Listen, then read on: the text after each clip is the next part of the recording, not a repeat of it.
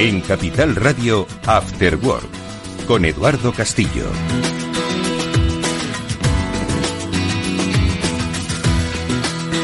¿Qué tal, amigos? Buenas tardes. Bienvenidos al Cyber After Work. Ya comienza en Capital Radio. Hoy tenemos un programa bastante completo porque nos va a permitir dar un repaso al momento que vive la ciberseguridad, desde siempre las lecturas y visiones interesantes de los CISOs, como es el caso de Nock Monroy, que será quien nos visite hoy y con el que nos acercaremos, como decimos, a la evolución de las amenazas, pero también a la implementación de los negocios de ciberseguridad y líneas de negocio como tal, que estoy seguro son bien recibidas, muy demandadas y bastante oportunas para las empresas tecnológicas. Bueno, pues con él dedicaremos gran parte de nuestro programa a ver cuál es el estado actual de la ciber y cuál es el estado ahora mismo, no solo de la oportunidad de negocio, sino de la necesidad de ampliar esa superficie de protección que debe tener nuestro mundo digital. Eso será, como digo, ahora en un ratito les saludaremos. Antes veremos algunas noticias y, por supuesto, recomendaciones, pero nos acercaremos a dos citas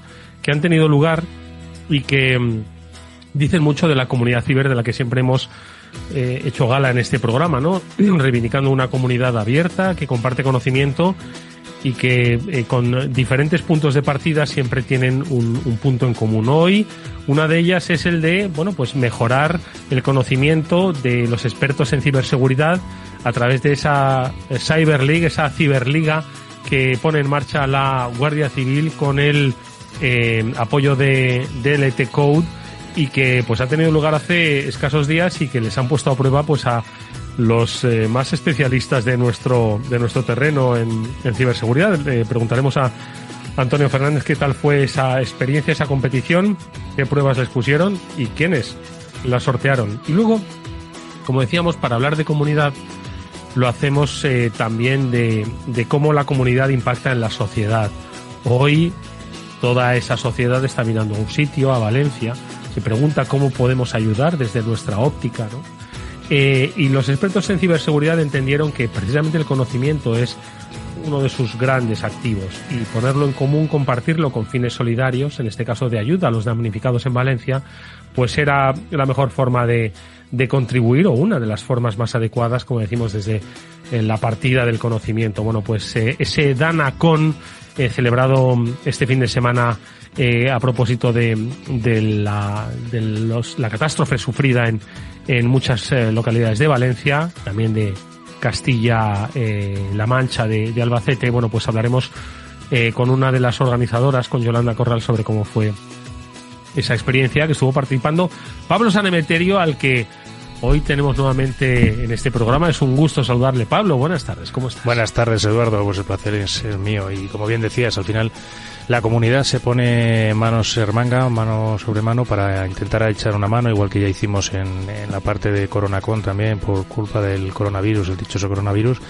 Y en este caso, todos los expertos de ciberseguridad estuvieron ahí conferencias, estuvieron compartiendo conocimiento e incluso recogiendo donaciones, que seguro nos van a contar luego Eduardo y Yolanda hasta qué cifra llegamos, y hay servicios a mitad de precio de muchas compañías para la gente que quiera cogerlos o contratarlos a mitad de precio con esa donación que van a hacer con esos servicios.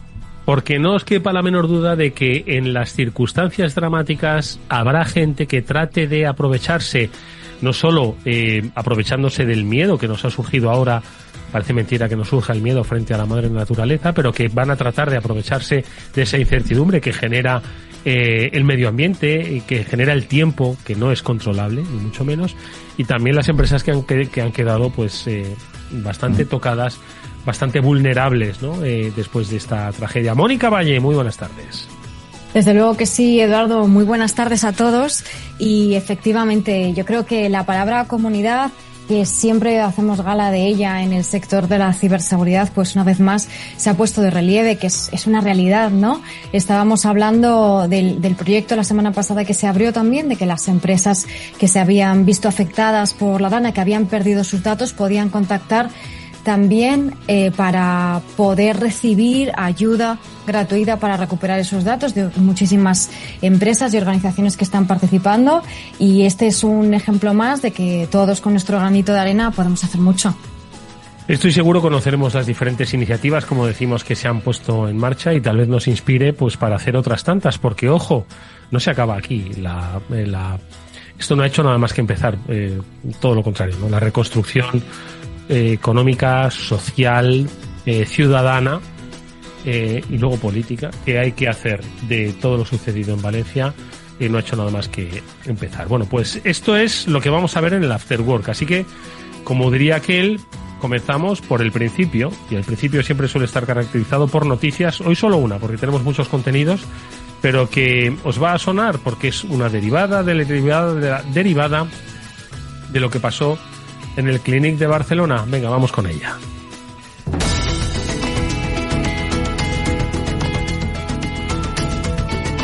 Y es que yo creo que fue hace un año, ¿no? Más o menos, Mónica, cuando se produjo ese ataque al Clínic en el que se robaron pues cientos de datos, ¿no? De pacientes, de trabajadores, datos sensibles, ¿no? Relativos a la historia médica, ¿no? De las personas, y que pues estuvo durante muchos días, muchas semanas coleando en los titulares, ¿no? Recuérdanos un poco el hilo y ahora contamos qué es lo que ha pasado.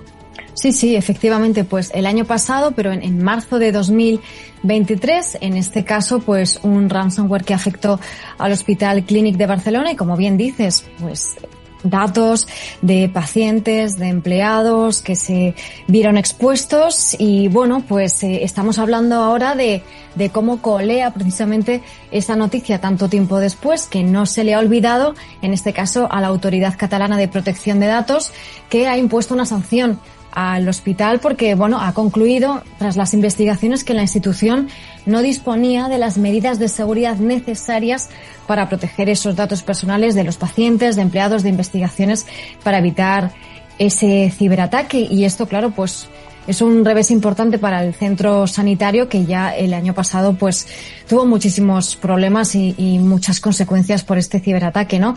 Pero queríamos ponerlo de relevancia porque siempre decimos que oye, en el momento en el que estamos, cualquier institución, organismo, empresa es susceptible de ser víctima de un ciberataque y lo va a sufrir probablemente antes o después, ¿no? Pero en este caso, protección de datos y también pasa con la Agencia Nacional de Protección de Datos, siempre ponen de relieve que lo importante es demostrar que has puesto las medidas necesarias, que ha podido haber algún fallo, pero si no las has puesto las medidas necesarias en su momento es cuando imponen esas sanciones. Pablo, más allá del concepto, ¿no?, de sanción, ¿no?, que en este caso ha recibido el Clínic, claro, esto nos lleva a plantearnos que es que el escenario de estrategia de ciberseguridad, y lo vamos a comentar luego con nuestro invitado, con Enoch, debe ser algo ya que forme parte no solo de esos procesos, ¿no?, lógicos si estás conectado, y la protección del dato sensible que tú manejas siendo además un hospital, sino estoy seguro de que cuando se hizo un plan de transformación digital se llevó a cabo una estrategia de digitalización. Bueno, pues esto yo creo que cualquier empresa, sea un hospital, más si cabe un hospital, tiene que pensar que cuando haga un proceso que implique cierto cambio tecnológico o cierta transformación tecnológica, tiene que reservar un apartado específico para crear una estrategia de ciberseguridad, independientemente de que los empleados tengan todos correo electrónico, ¿no te parece? Totalmente. Al final yo creo que hay que dejar una partida, y no pequeña, para uno. Igual que haces una transformación digital y vas a poner fondos para ello, tienes que tener un análisis de los riesgos que supone esa transformación digital, esos cambios que vas a introducir en la organización, y para ver cómo vas a proteger a la organización y qué medidas vas a establecer para prevenir posibles ataques. Lo importante aquí es la sanción no viene porque te hayan atacado o porque hayan filtrado los datos únicamente, viene porque no has puesto las medidas adecuadas. Y aquí yo creo también, estuvimos hablando en programas anteriores de la parte de DORA, cómo ya hay que tener en cuenta este análisis de riesgos, y esa asunción de riesgos es muy importante que la tengan calculada los directivos de las organizaciones, porque no es trivial, no es como hasta ahora, que ha sido una asunción entre comillas gratuita, que no tenía ningún tipo de consecuencia. A partir de ahora, con esta nueva normativa, estas asunciones de riesgos tienen riesgos también para las personas que las asumen. Pues yo creo que es bastante significativa la noticia, porque efectivamente, sin lugar a dudas, el Clínic fue víctima de un ciberataque las personas afectadas han sufrido, ¿no? Y estoy seguro de que el Clinic pues es la primera entidad que quiso resolver, retomar, proteger, pero entramos en una nueva era, amigos. No vale decir que es que soy vulnerable, sino que entramos en una nueva era, es una obligación. Esto es básicamente cuando a ti te obligan a llevar tu coche a la ITV, no es porque alguien quiera sacar dinero haciendo revisiones del coche, es que básicamente la seguridad de tu coche condiciona la seguridad vial de, primero, tú y los que van dentro de tu coche, y segundo, las personas que van circulando a tu alrededor. Bueno, pues eso es lo mismo. Qué bien viene la seguridad vial para poner ejemplos con respecto a la ciberseguridad, porque no solo es responsabilidad tuya, sino también lo que afecta a los demás. Bueno, pues esta es nuestra noticia, yo creo que lo suficientemente significativa, y además nos da paso para saludar ya a nuestro primer invitado. Enseguida saludamos a Antonio Fernández, que nos cuente cómo fue esa Cyber League, lo difícil que se lo pusieron a los aspirantes. Venga.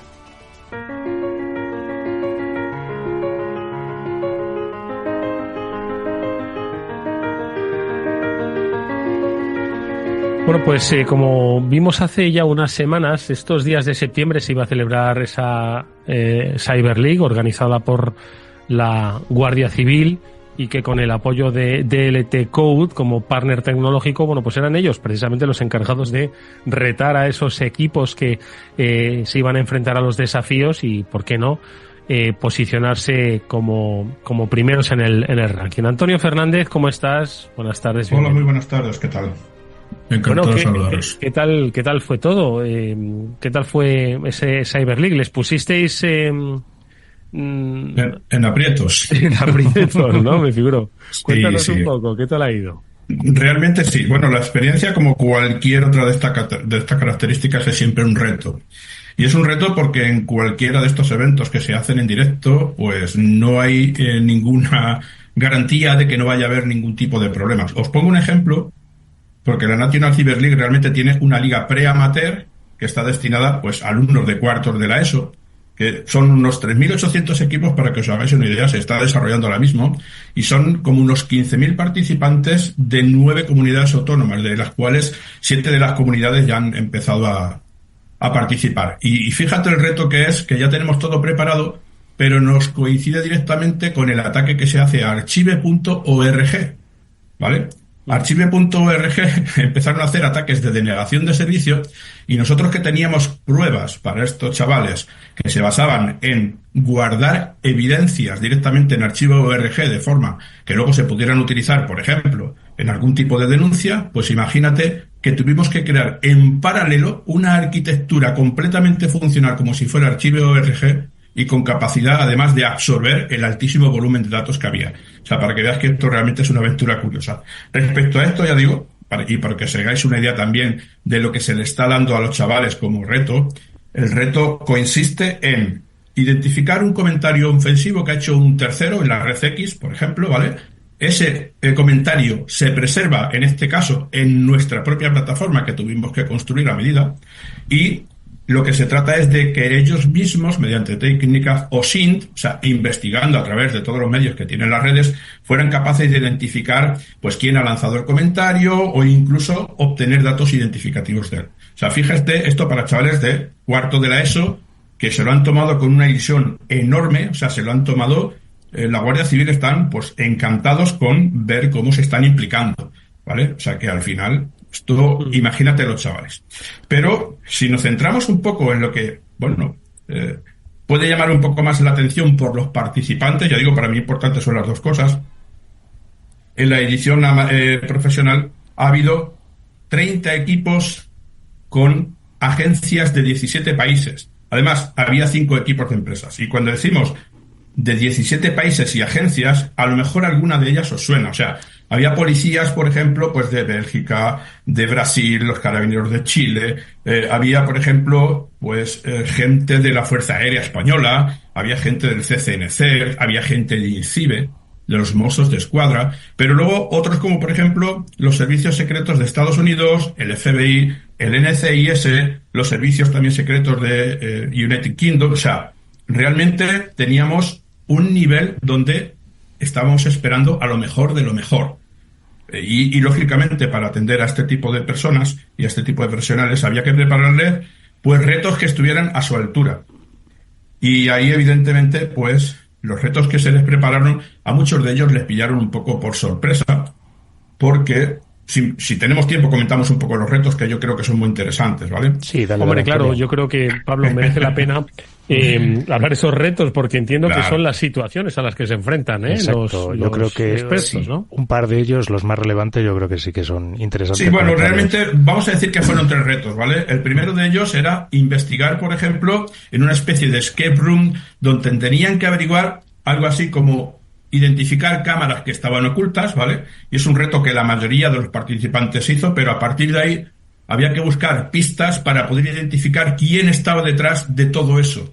Y dentro de esas pistas, pues había que utilizar OSINT, lógicamente, para que le llevaran con datos, teléfono, incluso direcciones, incluso quién era el propietario de todo que era el culpable, ¿vale? Debo decir, curiosamente, que aquí el equipo que resolvió todo fue el de Jordania, que podíais esperar a lo mejor que podía ser otro que un más renombre, aunque ya digo que aquí toda la gente, todos profesionales que vinieron, lógicamente tenían nivel, pero fue el equipo de Jordania el que resolvió este reto. Pero el día siguiente, ¿vale?, que es cuando ya nos juntamos todos directamente en un solo sitio, en la Universidad de Aranjuez, de la Guardia Civil, y ahí donde realmente teníamos ya algo que estuvo, voy a decirlo de forma poco, ¿cómo decirlo? Se ha trabajado mucho en ello. Para que os hagáis una idea, se creó una maqueta de una planta de aguas.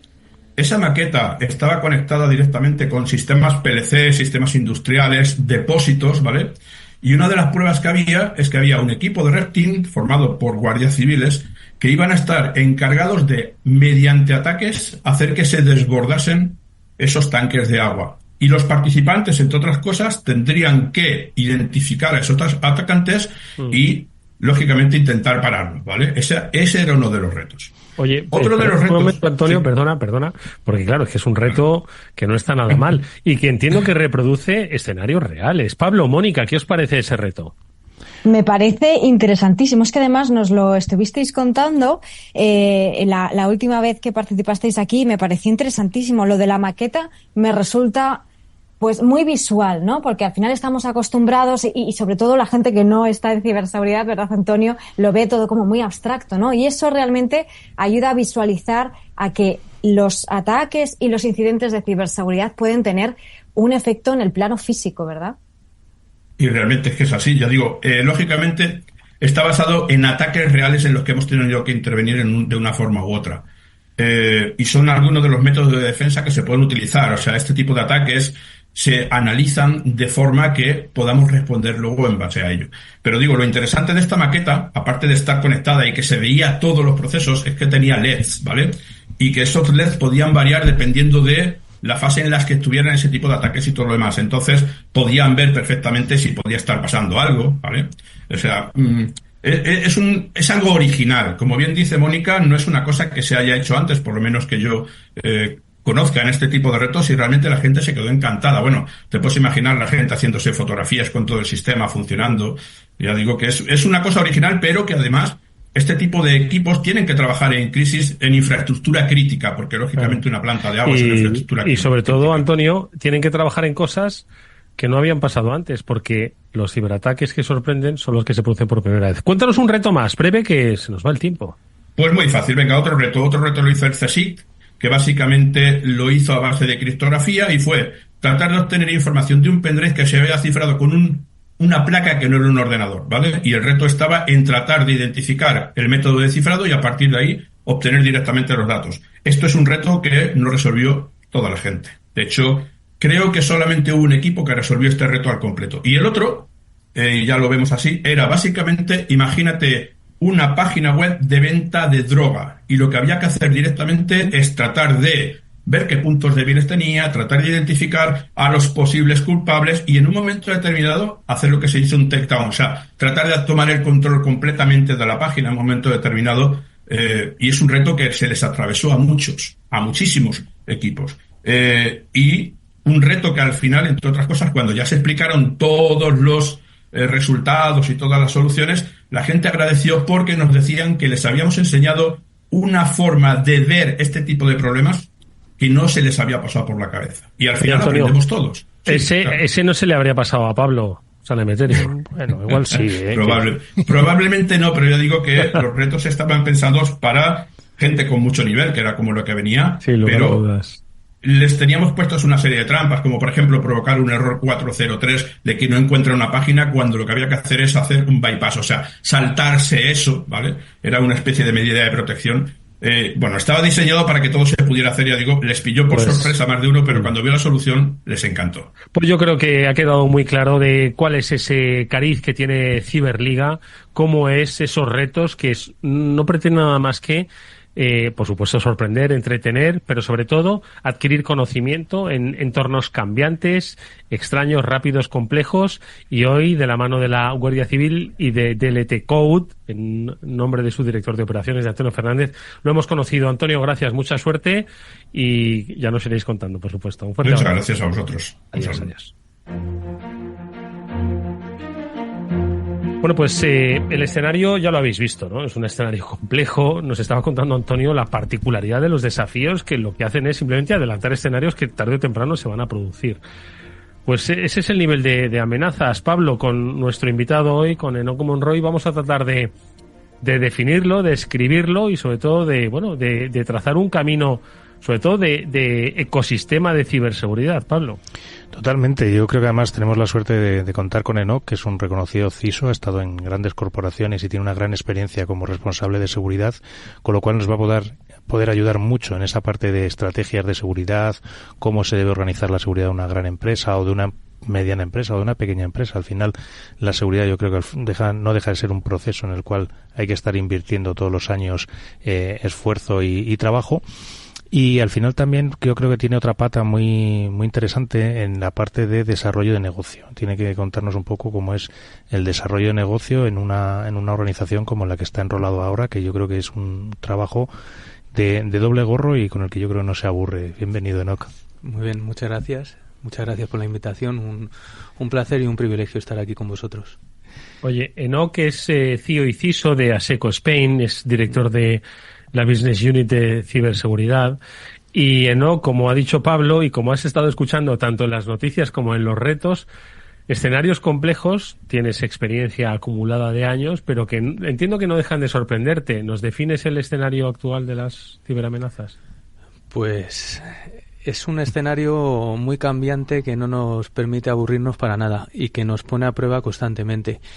El principal problema que tenemos todos en este sector, y ahí yo creo que coincidiremos en opiniones, es que contamos con recursos y presupuestos muy limitados en la mayoría de los casos, y con la falta de conocimiento hay una labor ahí de concienciación que bueno, hay grandes profesionales como Mónica, como Pablo y otros muchos que hacen una gran labor en este sentido, pero que ayudaría mucho el poder llegar a esos eslabones de la cadena que se suelen convertir en los más débiles y que por desgracia pues al final son los que posibilitan muchos de los ataques. Estos ataques, pues bueno, como podemos ver año tras año, pues siguen tirando de ingeniería social y de otra serie de técnicas pues que ponen a prueba los sistemas, ponen a prueba las personas, todo en general. Mónica. Pues sí, efectivamente, como decías, Enoc, no puedo estar más de acuerdo en esos recursos limitados que siempre tenéis que estar jugando con ello, ¿verdad? Y decías que ayudaría a poder llegar a esos eslabones débiles, que creo que te refieres en gran parte a los empleados, ¿no? ¿Cuál es tu visión de cómo se debe abordar precisamente esa concienciación de los empleados para llegarles también con cercanía y con rigor, que es lo importante, ¿no?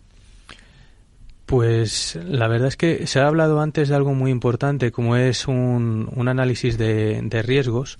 Nosotros ahora, parte de nuestra estrategia pasa precisamente por empezar por ahí, ¿no? Por hacer un análisis de riesgos, hacer un assessment, poner sobre la mesa, la foto real de cómo están los riesgos de la compañía y a partir de ahí empezar a trazar un roadmap tecnológico que la compañía también pueda abordar.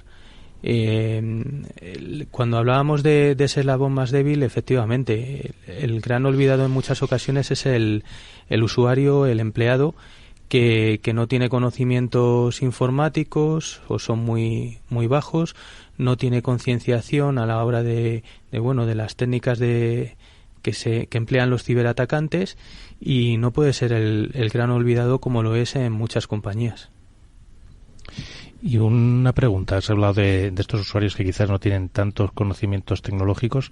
Para mí también hay veces que las partes de desarrollo o las partes de infraestructura que van muy rápido y no tienen tan en cuenta la seguridad o no tienen esa formación dentro de seguridad, también hay veces que pueden llegar a suponer un riesgo, aun teniendo conocimientos informáticos. Correcto. También es un reto porque muchas veces se da por sentado que lo van a hacer todo con ciertas medidas de seguridad y vemos que no, y además es un riesgo bastante alto porque muchas veces están desarrollando sistemas críticos para la compañía o que en un momento dado pueden generar una puerta de entrada directo hasta la cocina. Uh-huh. Y a veces de forma involuntaria, exponen partes de activos y demás. Me ha gustado mucho la parte en la que comentabas, la parte de análisis de riesgos. ¿Qué riesgos son los que se suelen ver, aparte que hemos hablado de los usuarios, la formación, etcétera? ¿Qué otro tipo de riesgos se suele ver en estos análisis de riesgos? Pues, normalmente se intenta sacar una foto lo más amplia posible, ¿no?, de los sistemas. Hay que intentar llegar a todos los activos. Nosotros ahora mismo estamos haciendo ese análisis de riesgos completo de toda la infraestructura tecnológica que pueda tener la empresa, ya sea, incluso estamos orientándolo también a la mediana empresa y a la pequeña empresa, que muchas veces es el gran olvidado de la ciberseguridad. Y luego, por otro lado, qué riesgos puede entrañar también a nivel de esto de usuarios, ¿no?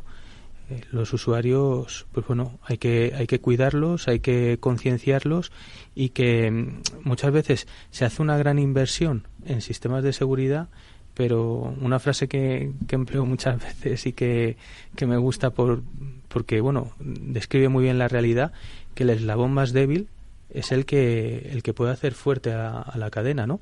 Si invertimos mucho en ciberseguridad, pero luego tenemos un eslabón que es débil, al final pues rompe la cadena igualmente, y toda la inversión que has hecho en otros eslabones no te sirve para nada. Oye, Enoch, escuchabas antes la noticia relativa a la sanción al Hospital Clinic, ¿no? Uh-huh. Y el escenario que abre, ¿no? Ya no estamos hablando de NIS2, de normativa, sino de que tiene que haber un cambio de mentalidad en las empresas, ¿no? Y un cambio de mentalidad importante porque esto se equipara ya al rango de multas que puede haber pues en una inspección fiscal, en una inspección laboral o en una inspección digital, ¿no? Y yo creo que esto, si las empresas, que me consta, se ponen las pilas con los temas laborales y digitales, equiparar las posibles sanciones a lo digital, creo que exige un cambio de mentalidad en todas las empresas, que yo no sé si nuestro ecosistema empresarial está preparado para ello. Pues yo creo que en la mayoría de los casos no. De hecho, este ejemplo es muy claro porque, como bien se mencionaba en la noticia, no habían implementado los mecanismos básicos, ¿no? Mecanismos básicos para prevenir, para detectar, ni para contener. Entonces, se generó ahí una tormenta perfecta que dio lugar a lo que dio. Y muchas veces hay que sentarse, hay que parar un momento, ver cuál es nuestra estrategia de ciberseguridad, si no la tenemos, elaborarla y empezar por lo más básico. No puede ser que una empresa o en este caso un hospital como era esto no cuente con este tipo de mecanismos. Debería de haber mayor regulación.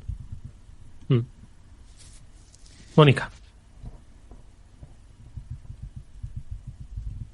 Sí, efectivamente. Eso es algo que estábamos comentando antes, que tenemos que hablar mucho de resiliencia, de respuesta a amenazas, porque, bueno, de lo que estábamos hablando antes, la concienciación, de alguna manera también es eso, ¿no? Gestionar también esa respuesta, ¿no? Explicarles que cuando ocurra algo tiene que comportarse de determinada manera, o que no tienen a lo mejor que sacar información fuera de la compañía, por ejemplo, ¿no? Y estabas explicando al principio también, Enoc, la importancia o lo difícil que es llegar a algunas esferas de la empresa. Yo creo que también en el caso de la dirección, a la hora de conseguir esos presupuestos, que es tan complicado, pues es importante contar con información o con recursos que te puedan ayudar para decir, oye, mira, esto es importante. Y, por ejemplo, este tipo de sanciones, estas noticias, lo que está ocurriendo, el hecho de que estemos todos con más cultura de ciberseguridad es importante, ¿no? ¿Qué más pedirías para ayudarte en tu labor, además doble como CEO y como CISO, ¿no? Sí, pues mayor, te iba a decir concienciación, casi empatía por parte de los órganos directivos. En muchos casos, bueno, en la mayoría de los casos, si no en el 100%, de repente tras un ataque se abren los presupuestos como si antes no existiera ese presupuesto, ¿no? Y efectivamente, antes no existía. Se abre en el momento o aparece en el momento que hay un ciberataque. Y eso es una pena, porque es algo que se puede ahorrar, o sea, que se puede prevenir. Y oye, no es comprensible esa forma de actuar. Tampoco es comprensible que por mucho que intentes hacer ver los riesgos, y vuelvo a poner la palabra encima de la mesa, los riesgos no se quieran ver. O sea, y en muchos casos se asuman y muchas veces no son cuantificables o no del todo. Y es un problema también para los CISOs el estar ahí batallando con el día a día, viendo cómo los ciberatacantes pues tienen presupuesto limitado, cómo evolucionan los ataques. Antes te llegaba un phishing y hace años era muy fácil de detectar, o te lo ponían en inglés o estaba mal escrito, ¿no? A día de hoy todo esto ha ido perfeccionando. Antes veías que te venía de otra dirección que no era la corporativa. A día de hoy ya hay técnicas para suplantar también la dirección corporativa, incluso mediante llamadas, el phishing, el smishing. O sea, nos enfrentamos a una serie de técnicas que hacen pues necesario un aumento de presupuesto y de concienciación o empatía, como lo queráis llamar, por parte de los órganos directivos de las empresas. Y aquí, ¿no?, que además me uno a lo que dices, porque además esa parte de presupuestos que se abre cuando ya ha habido un incidente es mucho más efectiva o mucho más aprovechable si lo haces desde el principio que no en el momento en el que estás en un incidente. Yo te iba a preguntar, porque antes cuando estábamos hablando también de este incidente, asentías un poco, y precisamente en esta parte de análisis de riesgos y demás, yo creo que la normativa o las leyes os están ayudando un poco la parte de responsables de seguridad, porque ya hace partícipes precisamente a estos directivos, a este consejo de administración, que antes asumía riesgos y ahora ya esos riesgos que asumen tienen unas consecuencias que tienen que analizar y que tienen que ver. ¿Cómo está impactando la nueva normativa NIS 2, DORA, etcétera, a los consejos? ¿Está llegando? Está llegando algunos, sí, sobre todo lo estoy viendo con Dora. Uh-huh. Con Dora sí que estoy viendo bastante interés por cumplir y demás. Pues esto pasará como siempre. Al final habrá una sanción, habrá otra, y cuando veas al de al lado que le han sancionado y le han sancionado bien, hoy estábamos hablando del Clinic, pero igualmente leía esta semana de Fonhouse, me parece que ha sido otro que ha recibido una sanción, una propuesta de sanción. El caso es que es una pena, porque va por amenaza, ¿no? Casi, oye, a punta de pistola, o te ponen las pilas o... Sí, al final muchas veces la parte de aprender muchas veces es un poco así... no quiero decir coaccionadora, pero casi la forma en la que tienes que terminar enseñando a la gente o que consigues que vayan avanzando poco a poco. Oye, Enoc, hablábamos también no solo del escenario, sino de la oportunidad y de la necesidad. Yo creo que se entremezclan, ¿no? Cuando hacemos una perspectiva sobre desarrollo de negocio en ciberseguridad, hablamos de una oportunidad, pero combinada con la necesidad. No sé cuál va antes, ¿no? Y ahí, en ese sentido, el trabajo que estás desarrollando es bastante interesante, ¿no? Ayudar a abrir nuevas líneas de negocio en el capítulo de la ciberseguridad, que se enfrenta a, entiendo, a muchos retos. El primero de ellos es el del talento, que está muy necesitado y muy demandado. Pero ¿qué lectura hacemos económico-tecnológica del momento de ciberseguridad que se vive ahora? Pues afortunadamente hay grandes compañías que están invirtiendo en evolucionar sus sistemas de seguridad. Lo estamos viendo, bueno, por lo menos yo lo estoy viendo año a año. Estoy viendo cómo cada vez la inteligencia artificial empieza a tomar más protagonismo en sistemas de seguridad. Antes era, pues bueno, en algunos sistemas empezaba a aparecer y ahora cada vez tiene más presencia. Y eso nos ayuda mucho también, por otro lado, a suplir, pues bueno, no es que sea falta de talento, porque yo creo que hay talento y hay potencial. Talento hay mucho y muy bueno, ¿no? Exacto. Pero, joder, pero no va tan rápido como las necesidades, ¿no? Exacto. Entonces, bueno, con la inteligencia artificial la verdad es que tenemos ahí un buen acompañante que nos puede ayudar a ser más competitivos y a la misma vez a este talento a potenciarlo a niveles superiores. Dejar esa inteligencia artificial que se encargue de unos niveles más básicos en primera instancia, lo que nos ayuda pues a tener una respuesta mucho más rápida, a tener unos análisis mucho más rápidos y demás, y intentar potenciar o promocionar ese talento que tenemos en las compañías a niveles superiores y que hagan tareas que les aporten mayor valor a ellos y mayor valor a la compañía o al cliente. Pablo. Aquí precisamente estás hablando de uno de los temas, yo creo, de plena actualidad los últimos 2-3 años, y yo te lo junto un poco con la parte de automatización. ¿Hasta qué punto crees que estamos en el momento en el que se le puede dejar a una inteligencia artificial tomar determinadas acciones? ¿Cuáles crees que son esas acciones que puede tomar? Sé que es importante, sé que es difícil. Buena pregunta, sí, y complicada. ¿Hasta qué punto? Pues la verdad es que no te sabría responder 100% a esa respuesta, porque hay sistemas que, para mi opinión, siguen siendo demasiado críticos como para dejarlos en manos de una inteligencia artificial 100%. Yo creo que el factor humano, afortunadamente, siempre va a estar presente y bueno, se van a complementar. Creo que es muy buen tándem, ¿no? La inteligencia artificial con el factor humano. Unos harán grandes a otros. El humano a la inteligencia artificial y la inteligencia artificial al humano, ¿no? Y ahí es donde podemos encontrar un buen aliado para defendernos y para luchar contra los ciberataques, para ser más proactivos, para responder más rápido, tener que, en nuestro caso, pues dejar esas tareas que sean menos glamurosas y más mecánicas en manos de la inteligencia artificial y pasar a tareas, pues eso, que nos aporten mayor valor. Bueno, y una última pregunta para nuestro invitado.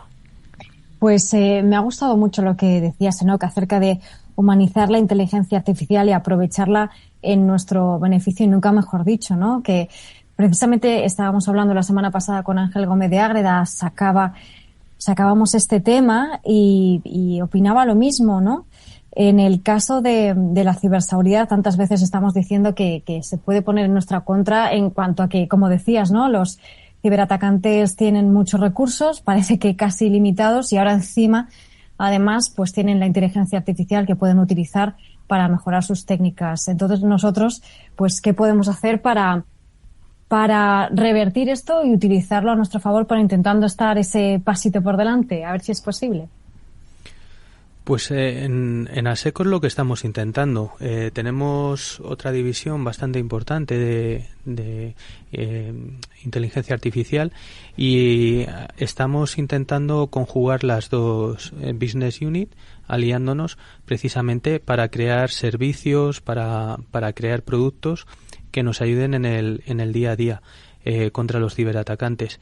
Esto, pues, lo que intentamos o vamos a intentar es ser más proactivos, mucho más no te voy a decir rentables, sino estoy intentando buscar la palabra, no me sale ahora mismo. Eficientes, eficaces. Eficientes, sí.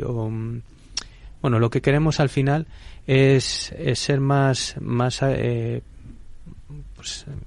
productivos, dar una respuesta más rápida, aportar un valor diferencial, aunque hay compañías que también están trabajando en este sentido. No, con ello no estamos inventando la rueda ni mucho menos, pero bueno, valiéndonos de otra business unit como es esta, que tiene una gran experiencia, una sólida experiencia en el mercado, pues pretendemos ser más productivos en este sentido y bueno, paliar un poco esa falta de presupuesto que hay en muchas compañías, haciéndonos más competitivos también en este sentido, porque, como decía, adelgazamos la parte, el nivel 1, y que con ello, y lo que hacemos es aportar más valor a través de niveles superiores más especializados.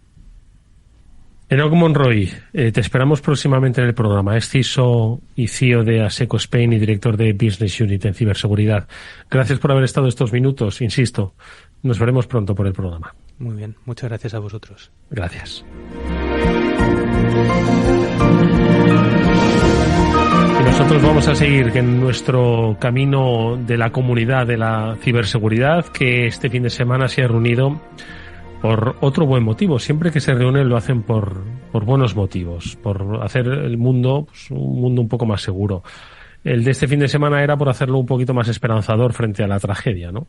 El DANACON congregó a numerosos expertos en ciberseguridad, pues con la ayuda de que su conocimiento y su recaudación fuesen a parar a los damnificados por la DANA en Valencia.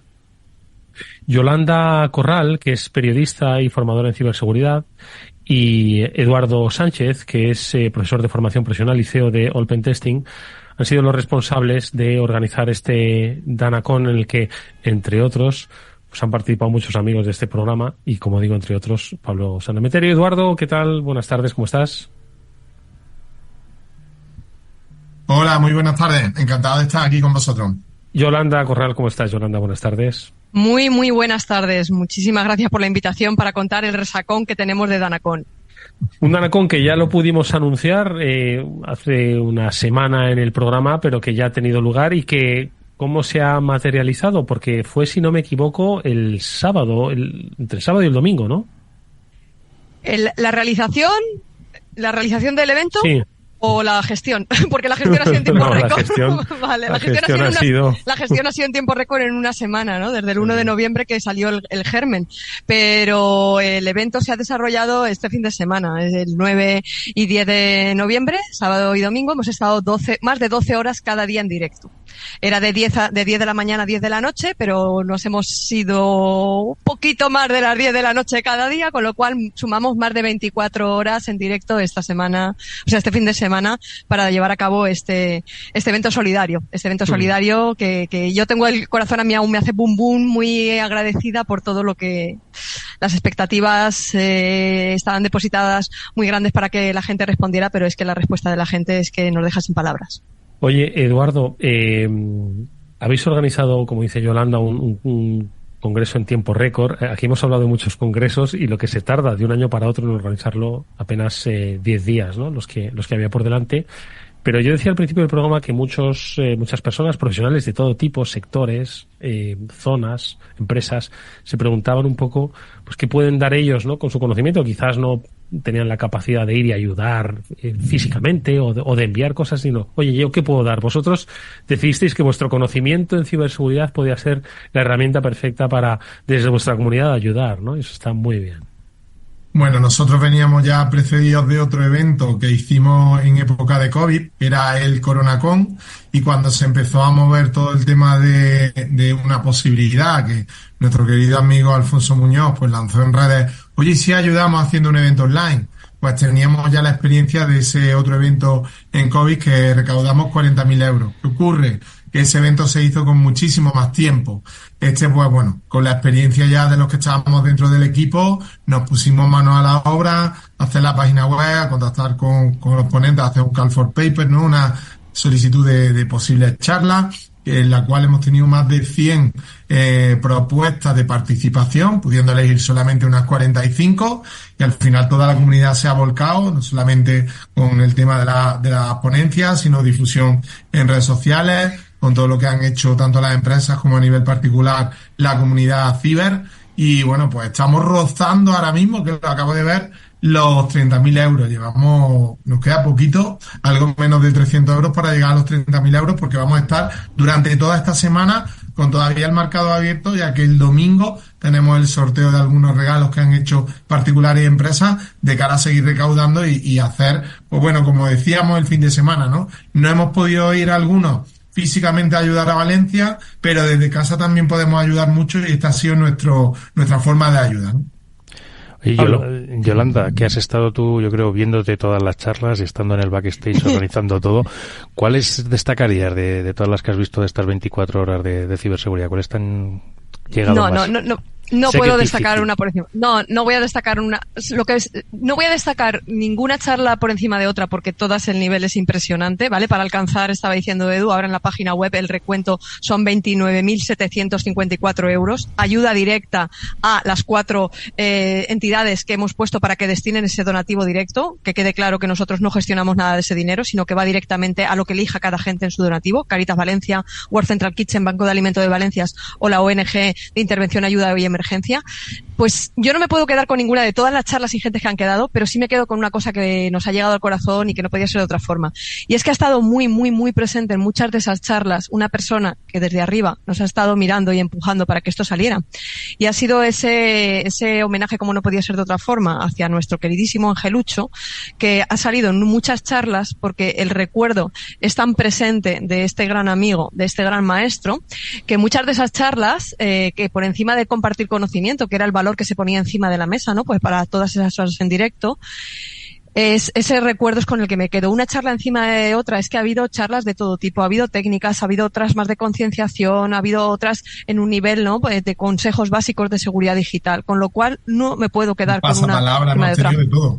Sí, exacto, pasapalabra, hemos tenido una mesa redonda también de CISOs, ha habido un poquito de todo, ¿no? Siempre también, la lágrima fácil la hemos tenido todo el rato, ¿vale? Porque Edu y yo no es que seamos de lágrima fácil, sino que ante unas circunstancias así, el prepararlo a contrarreloj, el ver la respuesta de la gente, yo como valenciana sufriéndolo, ¿no? Directamente en mi localidad está afectada, quiero decir, lo tengo a la vista de la ventana, en las carnes, no necesariamente, con lo cual no se puede destacar una charla encima de otra. Hemos tenido tanto y tan bueno que aunque yo haya estado en directo y Edu también en ese backstage, todas las charlas viéndolas y monitorizándolas, es que son horas y horas para volverlas a echar viéndolo, todo el conocimiento compartido. O sea, no puedo quedarme con una, me quedo con todas. Bueno, pues yo creo que es un ejemplo, ¿no? De cómo la comunidad ciber se mueve y cómo ellos encuentran la forma en la que con ese conocimiento en estos tiempos complejos, extraños, son capaces de ayudar a través de esa fuerza, ¿no? Del saber que ellos imprimen. En esta DANACON, organizada entre otros por Eduardo Sánchez y Yolanda Corral, pues se ha vuelto a mostrar. Os damos la felicitación por la reacción, por la capacidad, y a toda la comunidad que ha participado por cómo lo habéis llevado, y sobre todo porque hay que estar al quite. En momentos de incertidumbre es cuando hay que estar muy vigilante de las amenazas, y una de ellas es la que viene a raíz del mundo digital, que aunque esto ha sido un terrible problema físico, lo digital estoy seguro de que tiene mucho que decir. Gracias, Eduardo, y gracias, Yolanda. Hasta muy pronto. Muchísimas gracias. Precisamente estos 2 últimos minutos que nos faltan de programa tienen que ver con las circunstancias que se viven y que la ciberdelincuente aprovecha, esos momentos de incertidumbre sobre de los que se aprovechan, ¿no? Y es precisamente la EMET la que a través de sus redes sociales, Pablo, Mónica, ha publicado un mensaje diciendo que si algunos usuarios han recibido un SMS que les advierte de posibles tormentas severas en su zona, y que se mantenga a salvo, y que si quiere descargarse la aplicación para estar completamente informado, pues ya ha avisado de que se trata de un fraude. Ellos no envían nunca SMS. Pablo, Mónica, pues más de lo mismo. Mónica, siempre se aprovechan de la vulnerabilidad de las personas. Desde luego, ese es uno de los principales problemas a los que nos enfrentamos todos los usuarios, y digo todos porque en ocasiones, incluso los que estamos más pendientes, podemos llegar a caer. ¿Por qué? Porque al final intentan aprovecharse de la vulnerabilidad, de momentos de estrés, de momentos en los que vamos muy rápido o no tenemos tanto tiempo para pensar, y este es un claro ejemplo de ello.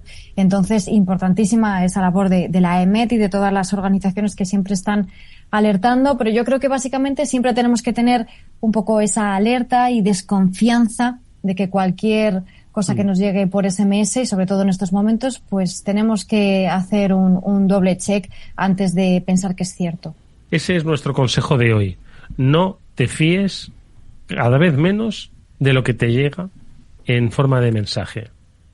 Aunque parezca que es tu madre o un hijo que te está pidiendo ayuda, seguro que tenéis códigos mucho más claros que esos mensajes que parecen aparentemente reales, pero no lo son. Este es nuestro consejo panda con el que nos despedimos hoy, dándole las gracias a Mónica Valle, a Pablo Sameterio y a nuestro hoy invitado, Enoco Monroy, que nos haya acompañado en el programa. Pablo, Mónica, cuidaros mucho.